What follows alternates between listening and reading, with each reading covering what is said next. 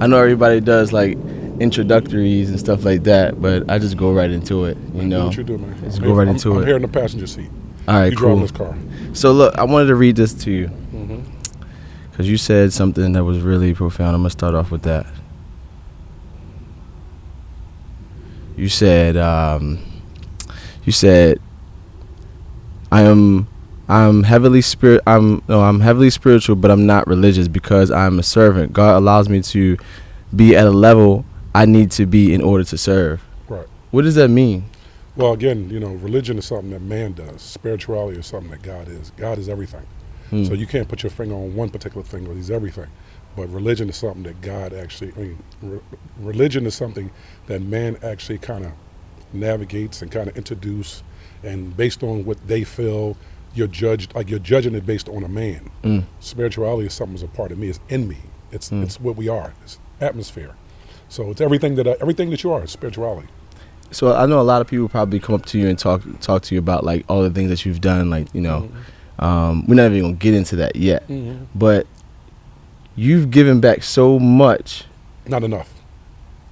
I mean, I don't think we ever going to give back enough in our lifetime. Well, you will when it's time for you to take that nap. Yeah. Then it'll be, son, job well done. Come on home. Right. Then you know. But do people talk to you a lot about this stuff that you've done in Philadelphia? They talk to me a lot about, just not just in Philadelphia, but yeah, pretty much. Different people know me at different degrees of my life. Because again, a lot of people today know me as Charlie Mack, whatever that thing is. Whatever that idea is. But again, I'm Charles Edward Alston. I'm a guy, not young guy no more. I'm a mid-age guy, but from the city of Philadelphia, that started out very humble beginnings, but started out. From a home where my mother and father was together, but right away they broke up. Right away when I was about 7 years old. So I was thrust into a world where I had to man up very quick. At a time when I wasn't even developed as a man, didn't even know what a man was, but I had to step up. So how was that like starting out for you? Like how? Because you got all the way to your mom trusting you having what 200-300 people in the basement. Well, she didn't necessarily trust it. It just kind of like she didn't contest it.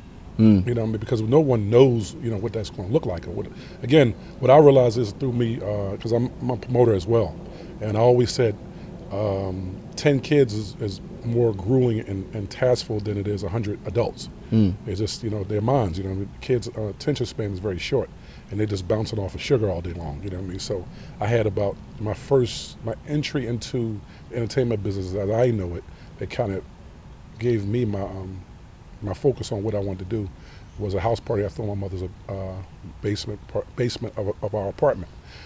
And I didn't know what number it was going to be. I didn't know it was going to be 10. 10 would have been successful. I think, and you know this all too well, that when you set out to do something, most people can't conceive it.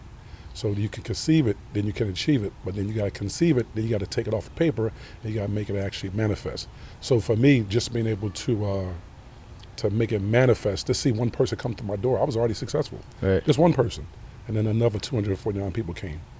So that was beyond. But the thing about it was my level of excitement was about bringing people together. I wasn't even tripping about the money. Yeah. I couldn't even tell you the money I made. I know I charged $5. I charged $2 for 3 chicken wings and a soda. What did you do with the money? Was that the first time like you I guess that was the shock factor when you seen all of them people, but what did you do with the money? Did you reinvest it or probably what? reinvest, but I was already making money though. Okay. I was making money years prior to that because I was writing numbers at 11 years old, street numbers. I understand you was hustling. So what if your mother would have thought that you had all drug dealers in the basement? I'm sure it was a lot of them. I'm sure, but again, at that stage in our lives, we're just relatively kids. In early 80s, no, let me see, if I'm 15, that's 1980. Late 70s, early 80s, it wasn't many young kids that I don't believe. Matter of fact, I'm sure because it was me and probably another gentleman, but he was kind of like the hood prince. His mother and father were hustlers, so he kind of got it by default. Where with me, mines came from, again, just my belly touching my ribs. It was like I was starving and I needed a means to an end. I didn't know that was going to be the way how I was going to actually come about it. But again, drugs were prevalent, in those stages, but I didn't see anybody that was looking like me and my age that was doing it. So yeah. So the first person you work with is MC Breeze? No, the first person I ever worked with was Mack Covington. Okay, Mack Covington. Mack Covington, okay. yeah. So he was basically like my uncle. He wasn't blood, but he raised me as an uncle, as a family member. He was in a group called, this was like mid-'70s, group called Philly Devotions. It was a group, R&B group, much like the Temptations. Five-part harmony, yeah. Temptations, and he was more of the Eddie Kendricks of the group. I don't know if you know who that is. You know what I mean? Yeah, research. I do. Yeah, so a little bit, not bit. like a little bit. I got all of my when I moved out here, I took all of my grandfather's records with me.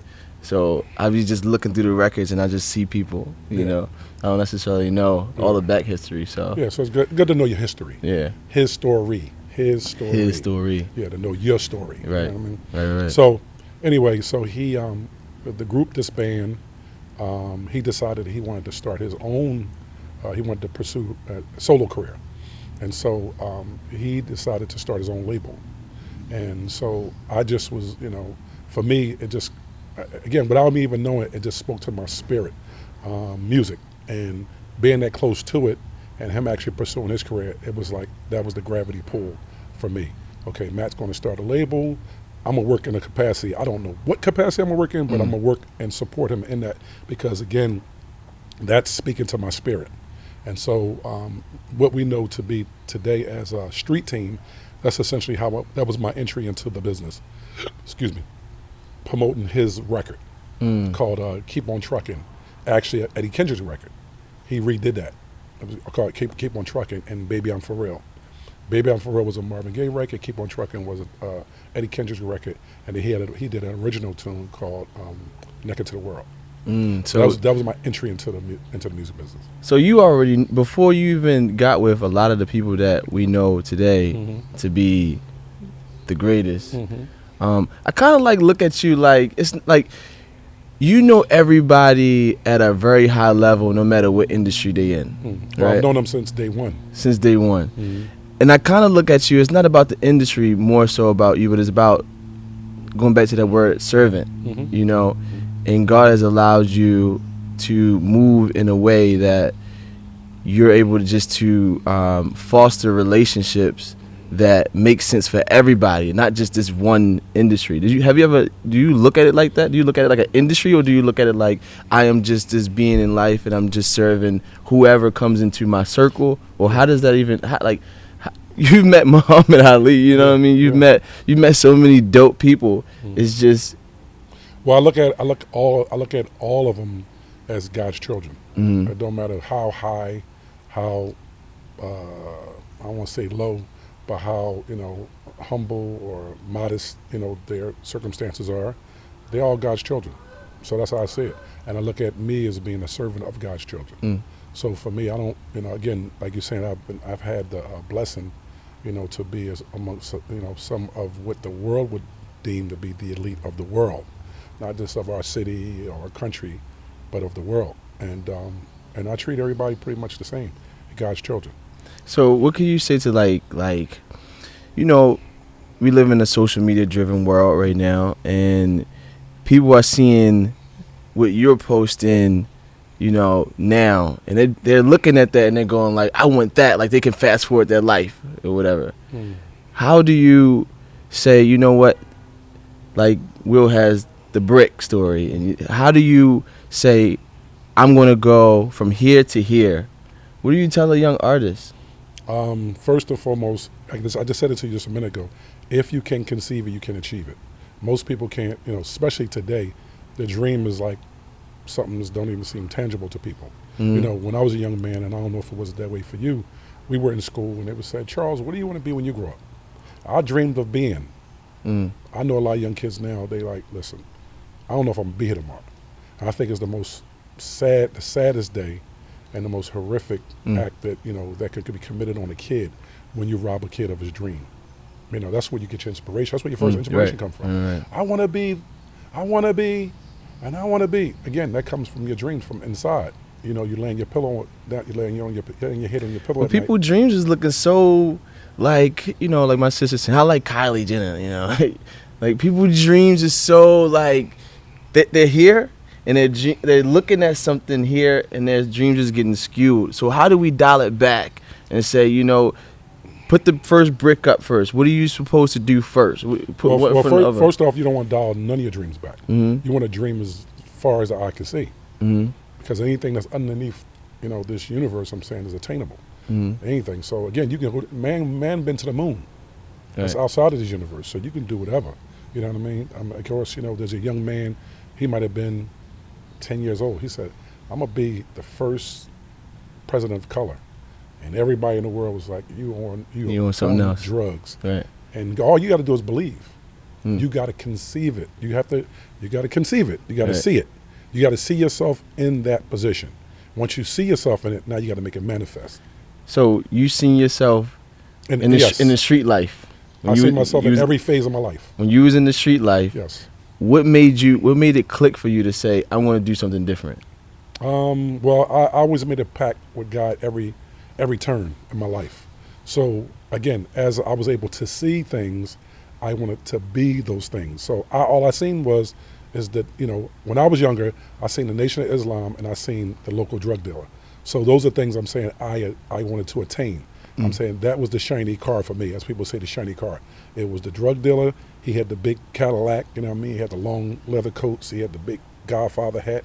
He was, again, and people were drawn to him. It's called a magnetic draw. And then what I seen on the opposite side of the street, I seen this brother that was well-groomed, very articulate, soft-spoken, but powerful. That was the Muslim brother. So those two, I'm saying, were the two windows I looked out of. I was like, wow. I see that, but that don't seem like it lasts too long. I see this, and that seems like, I'm saying, it's caring and it's spiritual. So the spiritual gravity pull was more the thing that actually grabbed me. But I was met with adversity. So the adversity is that I was thrust into a poverty situation once my mother and father broke up. Okay, so right away I'm thinking survival mode. How do I get it?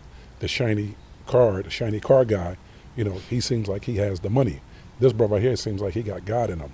I needed both, but I was looking for the temporary success, and that gave me temporary success looking at the drug dealer.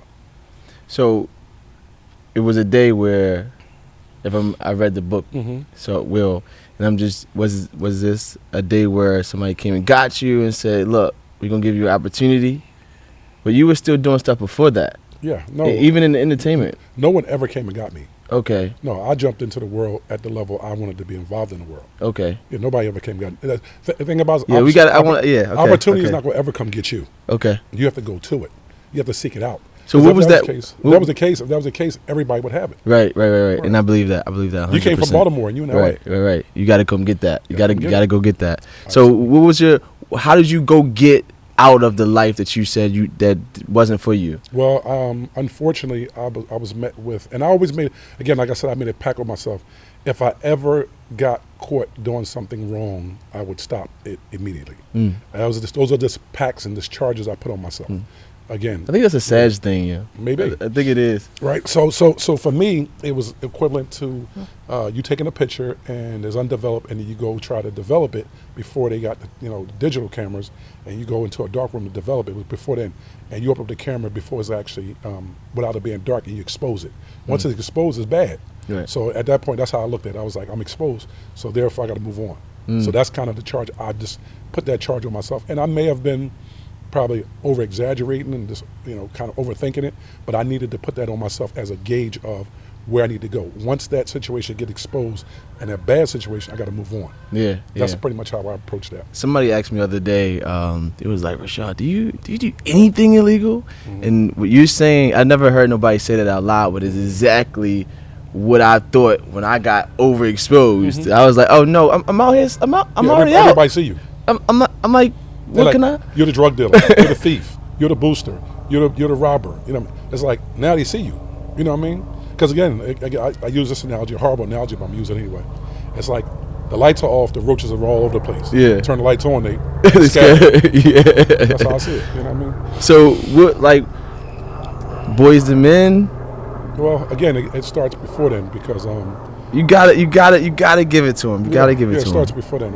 My first initial in terms of music and entertainment, was I worked with a gentleman that you can look this up on YouTube, and people out in your this is a YouTube page, correct? Mm-hmm. Like, so y'all can just kind of tap into the search box and tap into Gorgeous George, Chicken Patch Scratch. There was dolls came out early '80s called Chicken Patch, called the Chicken Patch, Cabbage Patch. My fault, Cabbage Patch. I'm staying corrected. Cabbage Patch dolls, more specific. And so we created a record called the Cabbage Patch Scratch. That was my first entry into being involved in the process of doing a record. That was my first one. And then from there, and you may know that I discovered Meek Mill. So 30 years prior to that, I gave his uncle was a forefather of DJing, hip hop DJing in Philadelphia named Grandmaster Nell. So George, Grandmaster Nell, and Robbie B, a legendary rapper on the local Philly scene, I gave them both record deals. And so I was involved in that. I didn't even realize that I even had kind of an ear to kind of A&R or kind of seek talent out, you know what I mean? But right away, it just kind of was like, everything was a natural progression, in the entertainment. Yeah. I couldn't rap, I couldn't dance, I couldn't sing, but I'm saying I was drawn to it. And what would I do? But you didn't even know the titles of everything. You were just acting and being the servant that you usually are, and then other people put the title on. Well, yeah, I mean, there were titles that existed at that moment. I just didn't know that that's what I was doing at the time. I was just existing. I was just doing it, impulsively just doing it. So now that you know titles, do you kind of like separate what you do, or I'm a servant. I'm always still a servant. So you don't need. So how like when people get titles certain information. Limit you. That's what I'm trying to say. So do you like, oh no, I'm not doing that. That's the A&R job, or no, I'm not doing that. That's this job. Yeah. Like no, people will put labels on you. That's how they define you. But you can't put a label on what is it that I do. I'm saying God has put a label on it, and it's servant. That encompasses everything. Because it's never ever about you. I always say this, it's never about you, it's about the service of you. Anything that you ever do. And that's the problem. Most people think it's about them. It's not about them. It's about the service of you.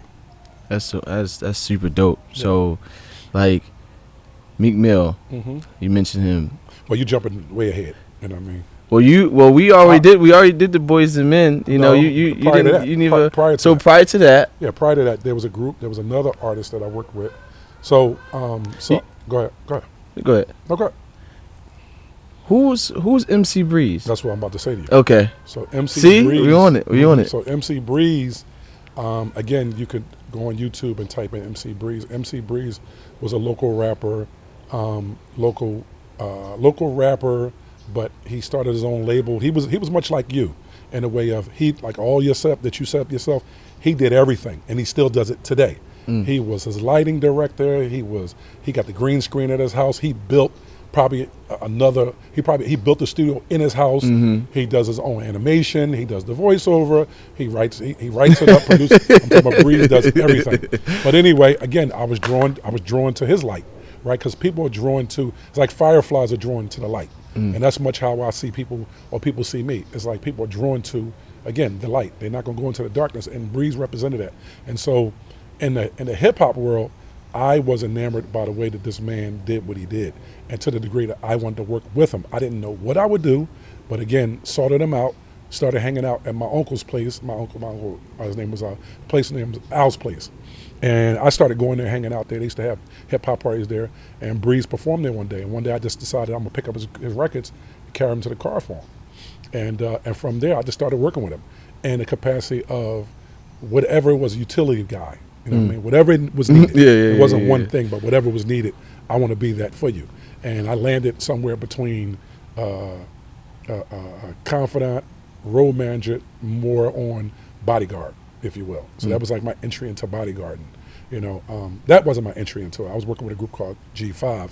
They had a record called 454 in 1983, and I started doing security for them. And so that was really my entry into it. But Breeze, I took a liking to him where I wanted to make sure he was good. Yeah. Once again, not knowing it's security. Yeah. I was about to say, you say security, bodyguard, but you're the type of person that's gonna go get, hey, come over here. I want you to meet. I want you to do. I want you to. So it's not even like servant. See, servant. Just a servant. And I don't ever want to even say like, oh, that was, you know, such and such body. Like that doesn't even make sense, you know, because you're probably the reason why a lot of people, you know, has certain connections that they have. Yeah, absolutely. You know, but again, they're serving. That's all. But so when you know, you had to come into a position in your life where you know every time I link something, it's going to happen. Again, did you ever come into that? I never do it. Well, you got to go into it with a level of confidence. But again, because I'm doing the service of the Creator, then I believe that I'm going to set out and I'm going to be successful in what it is. So you never make a plan before you just be like, yo, I'm just going to link these two. Whatever happens. No, I pray on everything. Okay. I pray on everything because I ain't for everybody ain't for me. Right. I'm boutique. I ain't Target or Walmart. I'm very specific. You know what I mean? I don't have 50 people around. I'll take one person and I'm like, okay, now I'm going to lock in with them and I'm going to see it through. If I believe in it, I got to believe in it. You got to be in the core of my spirit. And I don't choose nobody. Right. The universe chooses us. They put us together. And if that's what happens, I'll just pay attention to it. I don't avoid it. I just pay attention to it. And for over the years, that's happened. Now, some of the situations didn't. Because you got to think about it. There's a different individual that's coming into the fold. My mission is I'm gonna stay on par with my mission, but my mission may not be your mission, right? And we may not journey together. We may take a part of the journey, but we may not complete the journey together.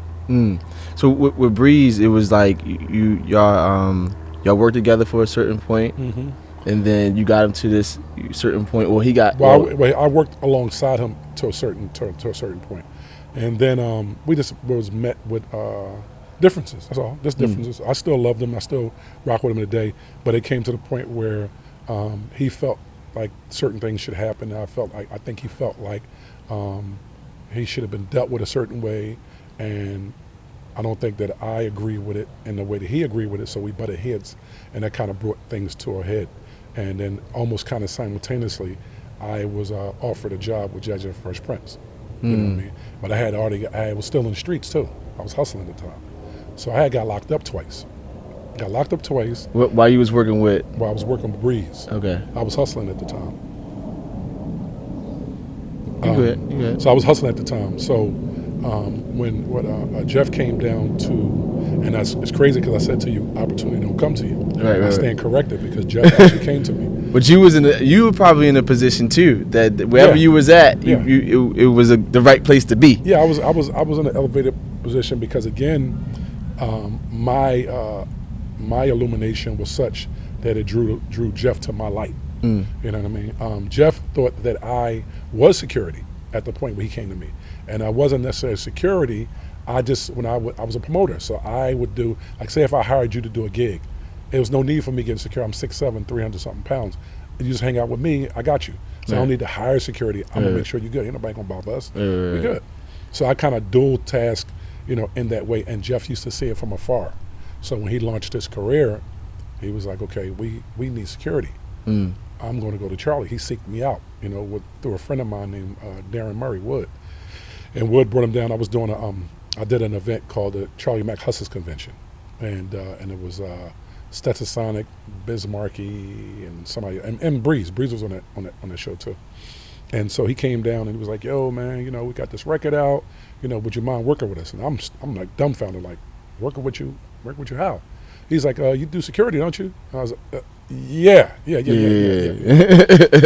But he didn't know, unbeknownst to him, I had 2 open cases at the time. You know what I mean? So I had to go call my lawyer up, you know what I mean, and talk to him and tell him what I was trying to do, what I wanted to do. And I just felt like my reason for hustling was a means to an end. This, to me, was the opportunity to kind of shift and pivot and just take the situation to another level. And I grabbed a hold of the opportunity and pivoted and went on to start working with Judge of Fresh Prince. Wow. Yeah. That's crazy. Yes, sir. And then you got this. How do you pronounce this production company you got? 215 affiliated. Yeah. Okay. 215 affiliated. Yeah. What made you do that? The production company. Yeah. The production company again, a service, right? Service driven. It's about serving the people. So what it is that you do in entertainment. So it was encompassing. It wasn't just management. It's production. It's management. It's producing events. It's bringing people together. It's a one-stop shop. You know, we can facilitate everything, even things that I can't physically do. I'm saying I can outsource it and bring people in. So you learned about the delegation process too within. That came from my hustling. Yes. Yeah. Okay. That came from the hustling, from my street pharmaceutical days. Yeah. So, but entertainment is a lot different. How you delegate and knowing the titles and knowing how do you put people in positions to make everything that your vision happen. Well, you always want to. This is what you want to create. This is my mindset. You want to create a world-class group of people around you that can specifically do the thing that's needed. So again, you have a microphone here, you have sound here, you have light here, you have camera here, but you want to get with somebody in each area that knows that like they breathe in every area. You don't want somebody that I kind of know what lighting is, I kind of know what sound is, I kind of know what cameras are. No, you want them to know what something like they breathe. You want them to. So you threw the last concert that Tupac had. Yes. In Philadelphia. Mm-hmm. What was that like? Well, I already had some experience with him because I was on the set. Of course, the relationship that he has with Jada, but I had direct interaction with him on Above the Rim set. Dwayne Martin was shooting at Jeff Pollock, that actually one of the creators of The Fresh Prince, was Will's TV manager. He was the director from Above the Rim, and so they both invited me up.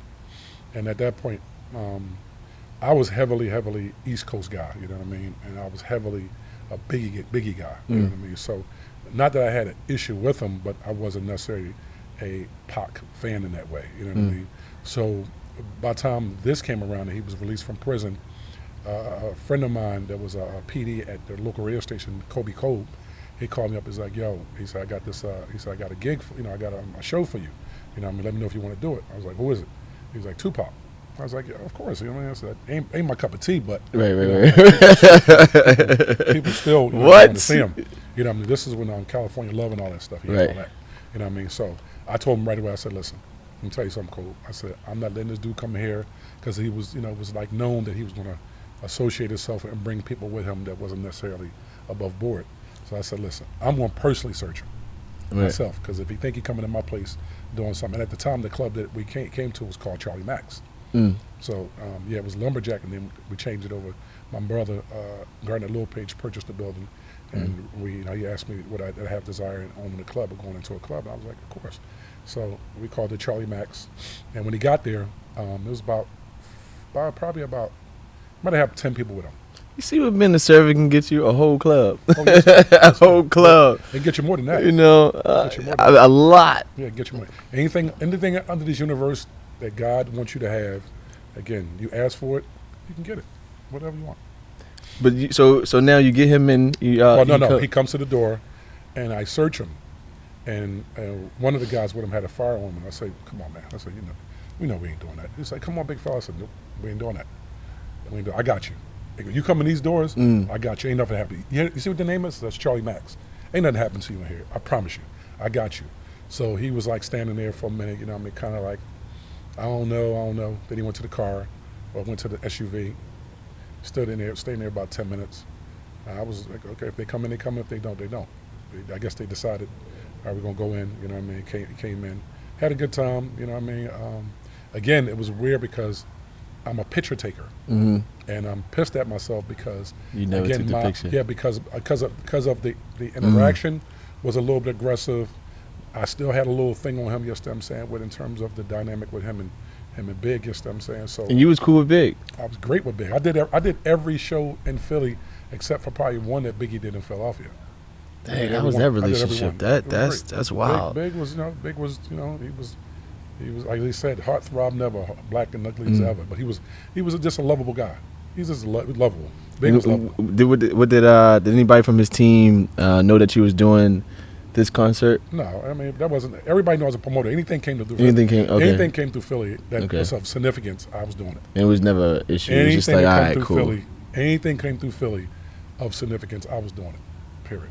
That's what it was. So you said you wanted to be the big brother of Philly. You accomplished that. Not wanting to be. I you was. Did it. Yeah, because I'm a big brother in my family. So it's just naturally for me to take on that role.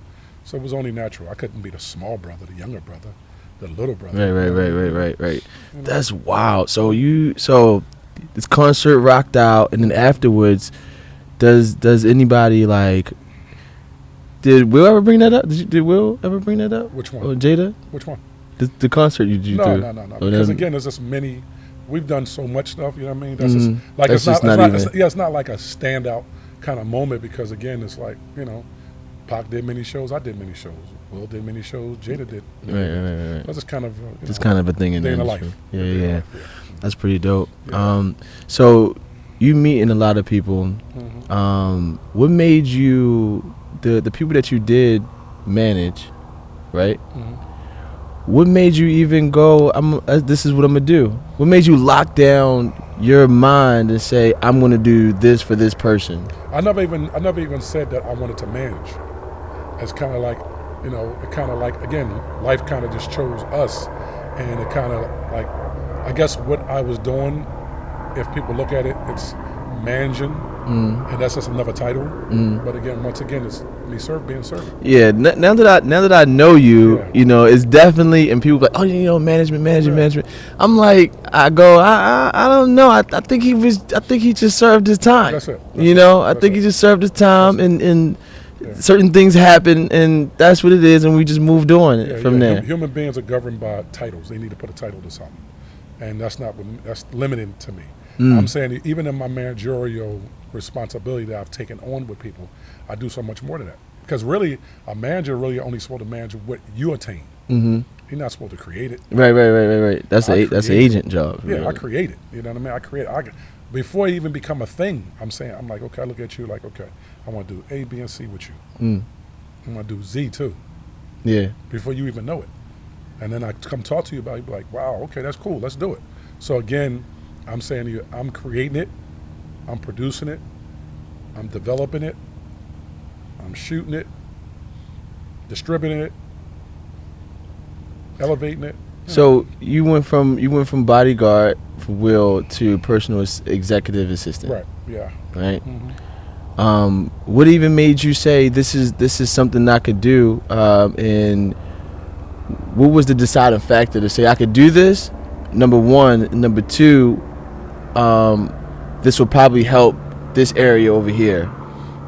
Just again, once again, I'm gonna keep on reiterating this me being a servant. It's based on whatever it is that he needs, that I see where I can be an asset, support him, guide him, even things that he may have not seen. Right. A lot of times the things that he didn't see. So even you going to Arsenio Hall every night, right. You had a plan. No, forget Arsenio coming to LA. Coming to LA. Because again, Will was part of a group called JJ Fresh Prince, and the partners in it, Jeff and JL, which was the manager, they were actually against us coming to LA. You know what I mean? Again, probably just didn't see it. You know what I mean? Nothing more than just probably didn't see it. Jeff was very comfortable in his space creatively, being in Philadelphia. For me, I just believed, there's a world out here and we need to touch it. We need to touch the world. And so when the groups were going through adversity, my thing was naturally, it was like, okay, we got to go out here because you have a level of fame, you have a level of notoriety, but again, you're not touching it and you're not expanding on it, and you're not exploiting it to the fullest. We need to go out here and not like. And you made that conscious note to say you're not. God gave me the he gave me the vision. You know what I mean? I'm not going to take claim on anything. I'm saying just God put it in me, and then I introduced it. But you had to see something. It's something that you see. I mean, I'm not negating that part, but I'm saying, what did you see to know what level you was at to even compare it to? Like you want to be here, but you're here. Like if we go to LA and we go to, I know that's where entertainment was. I'm like, he's an entertainer, but you're not in the. There's no entertainment. There's no industry in Philadelphia. There's no industry for what he can do. Is either New York or it's LA at that point in time. And New York to me was always kind of like, it was kind of grunge and kind of like, like every man for himself. LA was kind of laid back, but it was beautiful. Lifestyle was, uplifted, you know what I mean? And it didn't feel as aggressive. So to me, I'm saying the glitz and glamour was what, again, back to what I said to you about being drawn to the light. Like L.A. seemed like the light to me. You know what I mean? I'm like, we need to go there. You know, and so yeah. And you moved, and then you moved back. Yeah, we didn't move out here first. We just started coming out here. Yeah. And then we went back home, and then Will, of course, got the show, and then he moved out here. I didn't move out until 7 years later. You know, he moved out here 89, 90. I came out in 97. And you stayed? I stayed in Philly. Uh-huh. I stayed in Philly. Yeah, I stayed in Philly. And I stayed in Philly, and then I started managing a group called Task Force. And we had got him a deal with A&M Records, which was the same label that Al. It was the same label that Janet Jackson was on. Yeah. So at what point did you? So there was the tour. What was the group name? Two Love Crew? No. With Bobby Brown. New Edition? Yeah. So at what point did you bring Boys to Men to the New Edition bus? Gotcha. It wasn't to the bus. It wasn't the bus. It wasn't the bus. The way it's portrayed on New Edition didn't happen that way. Okay. Cool. All right. Cool. So me and Nate is the one. Nate is the it's three of them right now. So it's Wanye, Sean, and then Nate, the more kind of like thicker one out of the three. Nate, I grew up with. I've known Nate since he was 3 years old. We lived on literally. I lived on one block. He lived on the next, and I've known him literally forever. And so he used to see me with Jeff and Will, and one day I had accompanied a female friend of mine to a engagement where she had to host. She was an on-air personality, and she had to host the event, and she asked me to go with her. So I go there, and then Nate and his 4 other partners in his group run up to me. He's like, "Yo, tell me you know me. Tell me you know me." I was like, Of course I know you." But I had forgot I used to see him going to church every Sunday, and him and his siblings and his mother and father, they would sing and they would play like that. You know, they play like it was like they had the band and everything, and they would play. But he used to sing in church. So when he because originally he was in a rap group called JDTR. I don't know what the acronym's for, but JDTR, which I got to find out what that is. I'll tell the story. But he was in a group called JDTR. So I remember him trying to pursue a hip hop career, not necessarily a singing career. So when he came up to me, he ran up to me. I was like, "Yeah, of course I know." He was like, "Yeah, this is my group. You know what I mean? Boys, you mind if we sing for you?" I was like, "Of course." So they sang "Can You Stand the Rain," a New Edition song. And it blew me away. I was like, wow, it sounds better than New Edition. I was like, whoa, 5-part harmony. I was like, that's amazing. So at the time I was living with Will up in a place called Lower Merion. It's literally, it's like, it's right outside the city, like a minute outside the city. Where Kobe mother and father lived at. How I known Kobe since 6 years old. So they sing the song for me. I'm like blown away. I'm like, yo, I was like, we had to get together. So I said, give me a minute. Let me check into some things. I'm gonna get back with y'all. I go home that night. I said, well, I got this group, Boys the Men. They bad. He's like, all right, well, let's check them out. At the time, Will's, let me see, I'm 23, I'm 20, in 89, I'm 24. Will's 21. Will's 21 at the time, but he's at the height of, he's flying high, you know what I mean? He's still a young guy flying high. So he wasn't as focused on it as I was on it. So that didn't necessarily kind of work in the timeline of what I wanted to do. So I got invited to a Mike Tyson birthday party here in LA at the Palladium. I go to the party, and lo and behold, who I see Mike Bivens. And I tell Mike, I said, Mike, it's the group in Philadelphia named Boys Them, and they sing your songs better than y'all sing. Yeah, whatever. I said, I'm telling you, they sing y'all songs better than y'all sing. He said, well, I'm going to be in Philly in another 3 weeks at the Powerhouse, bring him to the show. So I get back to Philadelphia. I said, if y'all had an opportunity to sing for somebody, who would y'all want it to be? They was like, what? I said, if you had an opportunity to audition for somebody, who would you want to be? They was like, New Edition. I said, I'm going to meet you. I said, I'm going to make it happen. So the day comes, Powerhouse comes, the general manager of the station named Dave Allen. Dave Allen came to me and said, you got these kids looking for you, Boys the Men? I said, yeah. So 3 of them were impatient. They snuck in. The other 2 of them had snuck in. I came and got the other 3. BBD had went on to introduce them. They was launching their career, the BBD portion of their career. They went on to introduce the act, and they was ready to leave. He's like, yo, where the group is at? So next thing you know, we kind of huddled all backstage, and lo and behold, they went on to sing Can You Stand the Rain? That's how it happened. It happened at a radio station party, and it was in the backstage area. And they sang Can You Stand the Rain? It might have been maybe, say, 50, 60 people back there. When they sang, it was like it was earth shattering. It was earth shattering, and everybody was clapping and everything. He was like, "Yo, man," he's like, "Listen, I got this deal at Motown. You know what I mean? We could do the deal together. We could do it together." So I leave back out, you know what I mean, go on the road with Jeff and Will. Next thing you know, I hear about, you know, the group getting signed to Motown. And I was just blown away, like, what? I said, no, we're supposed to be doing that together. So, you know, I had to wind up suing Michael Bivins, you know what I mean? We settled out of court. It's my guy today, you know what I mean?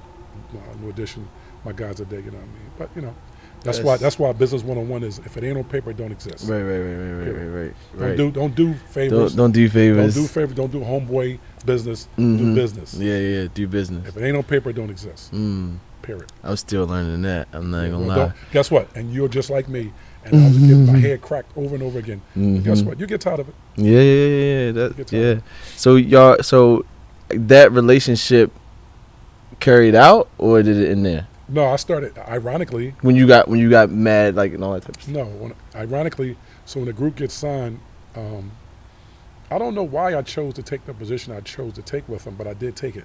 So let's say that was in '89, probably like '92. They asked me Nate asked me would I work with them in security, and Will was in LA, and I was like, you know, I'm home, I ain't doing nothing. I'll do it. And this is before everybody knew them, or this is is when it's going on. No, they're big stars at this point. Cool. International stars, because we went overseas. So they asked me to work with them, and I went on the road with them probably for maybe about 6 months. You know what I mean? Me and the road manager, we had clashed. You know what I mean? And definitely a large portion of it had to do with the fact that he was a road manager, I was security, but I'm like, you wouldn't be here if I didn't create the situation. So I have resistance, you know what I mean? You know, that's all. Young guy, ego. You know what I mean? Just feeling myself, and, you know, I wasn't taking no orders from nobody. You know? I couldn't even imagine that right now. Like, you know, just how you move right now. Yeah, I couldn't even imagine. Extremely aggressive. I couldn't even. Extremely. Wait. You had the palm on people's chest all the time. Extremely aggressive. Again, I'm saying, you talking to a guy, you know, I got into it very, very young, but again, you know, through life, you know, you learn to morph into something a little bit more. And then I'm Muslim too, so that got a lot to do with it. You know what I mean? I'm older, you know. I got kids, I got grandkids, so you can't be out there wilding out all the time. You know what I mean? My wild days were early on. You know. So did you develop a passion for? I mean, I know you talked about you being a servant, but did you develop any type of passion for just seeing people win? You know, or like in the managing aspect, because at some point you gotta know what you're doing. You gotta know, like, okay, I'm here. You know, everybody think I'm security, but I'm actually cultivating. You know, like you cultivated. I would go as far as saying the culture that we know today. Well, you know, again, I absolutely contributed in the way that I could contribute. In terms of, you know, in terms of my objective, how I see it, I don't see anything else other than a win. You know what I mean? So that's not even, I don't even need to say we're going to win. I'm saying the objective is to exceed at the highest level. If that again, back to what I'm saying about people putting titles on things, if that's what it is, a win. I mean, I'm just saying, some people get their first break. You know. But you, on the other hand, it's not even a break. It's just like you just keep going and keep being a part of history. Like history keeps finding you. You know, I guess that's how we putting it. Yeah, but it's almost like you have a sense that, okay, you're the connector. You know, you are the pulse that makes things go forward. Well, that's the responsibility. Yes, that's a responsibility I've showed it. I asked for it, and I showed it. I asked God for a responsibility, and He blessed me with that. And now I have to go ahead and hold that at the highest level of responsibility. So, what makes people trust you? You think? Your word, and your actions. Your actions are more than your word. The actions are more than your word. Again, you just gotta, like, you can't just say something. You got to actually follow it up with your actions. I mean, you're getting people to move across the United States, across the country. You're getting people to come to shows. You getting Little Richard. You know. Yeah. So, like, even the confidence when you meet these people. That's what it is. You know. Confidence. Yeah. People. Again, that's going to give off a certain energy, right? Because I'm an energy person, right? And so if you're not confident, that's going to come off. You know. You know, you live in this world. You understand. You know what it is. But of course, we're talking to your people. I'm saying to you, you projecting. It's all projection. Right. Period. If I project fear, that's what you're going to get. If I project scamming artists, that's what you're going to get. If I project, instead of saying a confident brother that's caring, that's what you're going to get. So I project that. When we first, well, I wouldn't even say when we first met, but that time we was in Tyree's house, and I was like, man, I'm trying to figure it out. I'm trying to figure it out. You're like, you got the chops, right? And I think I told you about this before, like how scared as shit I was. You know, like I was just like inside, I was like, I'm gonna do whatever. If he say I got the chops, it's gotta be followed up after that. Like something's about to happen. What's up? But inside, I'm like, like, did you feel that? I felt that? That's what I'm saying. You felt that? Right. Wow. Energy. Okay. Absolutely. Again, I'm saying I'm an energy person, so I'm tuned in. I'm locked in. Totally. I read. I have discernment. I can read people well. That's one of the gifts I have. Them few times I would come to like the shows, you know, like the BET Awards or whatever, and I'd be on the other side of the gate. Looking like I'm saying I don't know if I'm supposed to be here. I would like to be here, but I don't know if I'm supposed to be here. Again, so it's just like for me, what I connected with you right away with was there was a light inside of you. You know what I mean? You were trying to, again, for you, it was trying to, I'm just trying to find my niche. I'm trying to find my way. I'm trying to get in. I'm trying to be a part of it. But it wasn't one specific thing. Whatever I needed to do, as you would say in Baltimore, that's what you was willing to do. And again, I'm looking at you, I'm like, just keep coming, that's all, just keep coming. I didn't want to, like that gate right there, your stomach said, you could hop that gate. But you was looking for me to come and put my hand, or either come over the gate and get you. No, you can hop over the gate. You got to do it. Yeah, I did it. I can't do it for you. I definitely did it. So I think he was sitting next to DJ Khaled, I think, in the BET Awards, I think. And I walked by, and I wanted to ask you a question, but I never really knew how to talk. Right. You know, I always had, like... Back to what I'm saying about the confidence. Well, I didn't even know, it's almost like you want to say something. Like, I'm confident enough to be here, in here, but I don't know. I'm having, like, anxiety. I'm like, yo, you feel overwhelmed. What's happening? I want to say something to you, and you just sitting there like this. Yeah. This checking you out, like young fella trying to find his way. Find your way. That's all. Find your way. It's gonna be all right. How many times have you seen this over and over and over that people that just 1,000,000,001, and then they actually get it? Probably one time. Probably one time that you see that they get it. I see it 1,000,000 times, but again, most people ain't up for the journey. You know what I mean? What was this one time? Who was this one time that you seen? Like, yo, I kept seeing this guy. You know, like he's been hustling for a minute. Troy Carter. Troy. Yeah, Troy. How did that happen? Troy's my little brother, you know what I mean? He came out here when I came out. You know, Troy started out, he was actually in a group called Too Many. I moved to LA, he moved to LA. He started doing fan mail for me, for Will. And then he became J.L. Will's manager, his assistant. From becoming his assistant, he left, went back to Philadelphia, then went back to New York and became an intern at Bad Boys. From internship, he went on to start working at a management company called Black Friday, which managed Beanie Siegel and Eve. He had a stint of time in there, cultivated a relationship with Eve. When Eve left, he left. And that was his first entry into management. And then it went on, of course, to Gaga fame and, you know, went on to, you know, the tech space, you know what I mean? But yeah, I mean, yeah. So Troy's the biggest success story about, you know, who I would have had my hands on, you know? People don't even know that you was a part of ATL, the movie. Yeah, produced. Overbrook, and I represented Overbrook. What was that experience like? That was great. How did it happen? It was amazing. It was amazing because, you know, I met a young T.I. At the time, Warner Brothers had did Romeo Must Die with Aaliyah, God rest her soul, and DMX, God rest his soul. They did the film, but I think the experience with DMX was they were kind of overdealing with rappers. But when JL, Will's manager, got the script and he realized he wanted to use a rapper and a first-time director in Chris Robinson, the studio was kind of reluctant. And JL's position was, okay, they want to do business with me, you have to do it in the way I want to do it. But JL knew he needed to put somebody down there with T.I. down there in Atlanta, you know, on set that he trusted could be eyes and ears for him, you know what I mean? and kind of again create that relationship with Tip that would keep them keep them keep them inspired. You know what I mean? Not necessarily keep them on the straight and narrow path, but keep them inspired to keep continuing to work. And it wound up being a great benefit for Tip. You know what I mean? Initially it was a little rocky, you know what I mean, because again he doesn't know the protocol, how the inner workings of doing a film. The movie business. Music is all nighttime, do what you want. Television and film, if they say be at your call time's at 8 o'clock, you need to be walking to that door at 7:59. So he didn't understand that people getting paid by the hour on this set, and you can't be late. 250, 300 people getting paid off of you. Yeah. You know what I mean? Being here, so you got to be here, and not being there could cost $250,000 per day.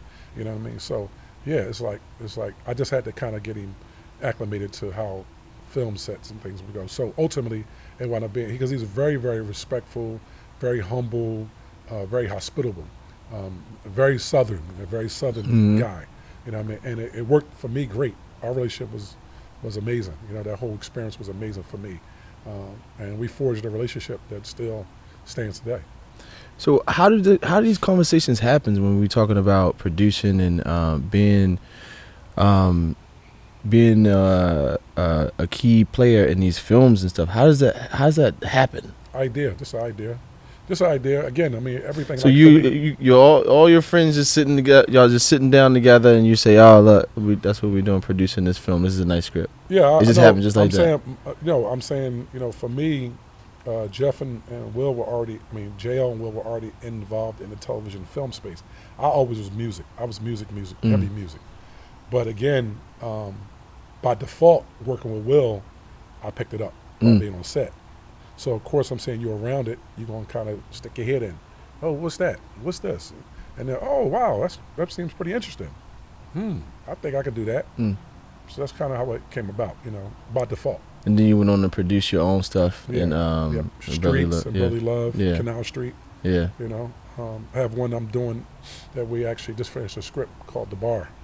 It's like a modern day Uptown Saturday Night. It's like a modern day Uptown Saturday Night, yeah. You work with a young fella on Empire, and you shared that they wasn't looking for an actor; they were looking for something real. Authentic guy from Philadelphia. Yeah. So how many instances have you seen things work out in an unnatural way for somebody? It'll always work out. It will always work out there. It's never ever like I'm saying, like Will. Will, he did the Fresh Prince. Nobody ever asked him could he act. Right. Okay. He's a big rapper. You know what I mean? Meek was what he was. You know what I mean? He was a rapper, and wound up turning out great for him. So probably Meek outside, and then Boys II Men as well. But again, extreme, like with Boys II Men, they are the biggest R&B group selling ever. So again, just thinking about that, coming from Philadelphia, again, that exceeded your expectation. You figure, oh, we're gonna be successful, we're gonna be big, but the big bar was probably No Audition. They exceeded that. They sold, over 60 million, 80 million records. Became Guinness Book of Records biggest R&B group ever. So again, it exceeded the expectation. You know what I mean? So fortunate enough, I've been able to be a part of things like that. You know what I mean? Where it was like the best, the biggest, the most successful of its kind. It's a blessing. What could you say that you like really mostly proud of in terms of all that you've done? Being a humble servant for God. That's it. Because everything else is just it's a responsibility and extension of that. So that's my most successful success in my life, that I was able to listen. I asked for it. I took on the responsibility, and I'm doing it. I'm still doing it right now. I'm doing it still now. So you went through. You did. Will's doing Fresh Prince, and then he stops and does Ali. No, he was doing the record. The record. What was the record before he did Ali? No. Will was doing Fresh Prince. You mean when it ended? Yeah, when he took on the Ali role. Yeah, that was in '99. He had a big record out. Yeah, Getting Jiggy with It and Yeah, Miami. And he stopped and said, "I'm gonna do this film." Right. And the film not only was it a good opportunity, but y'all all had to work out. Yes. Y'all all had Team to Ali. get Team it right. Ali. Team Ali. How was that? It was incredible. I mean, again, I got up to the point I was running 12 miles a day. You know what I mean? Will, of course, went on to put on 25 pounds. I lost like 35 pounds. You know what I mean? Just, again, work. It was 6 days a week. For 3.5 years, we worked pre-production.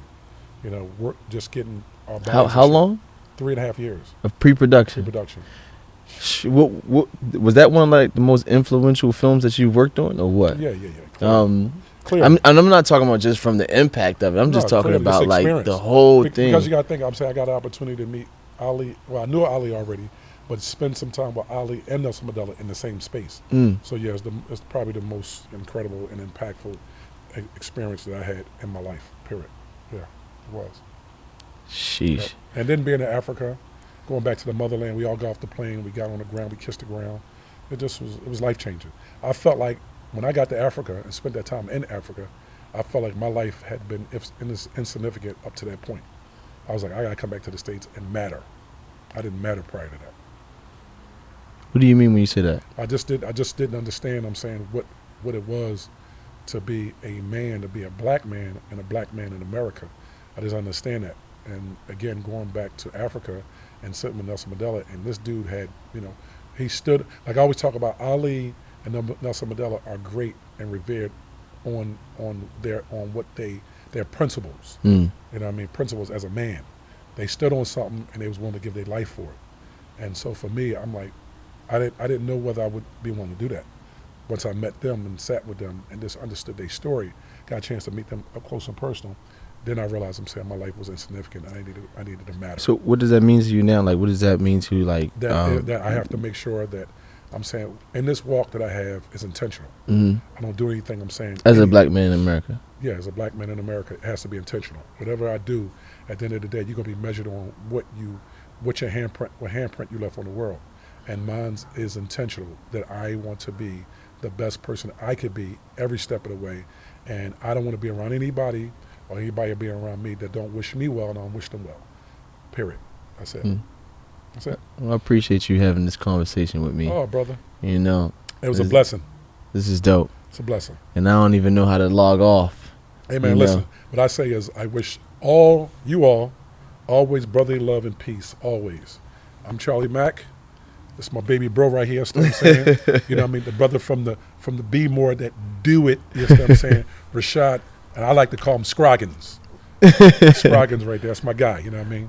All right, Chad, no public opinion. We out. No public opinion.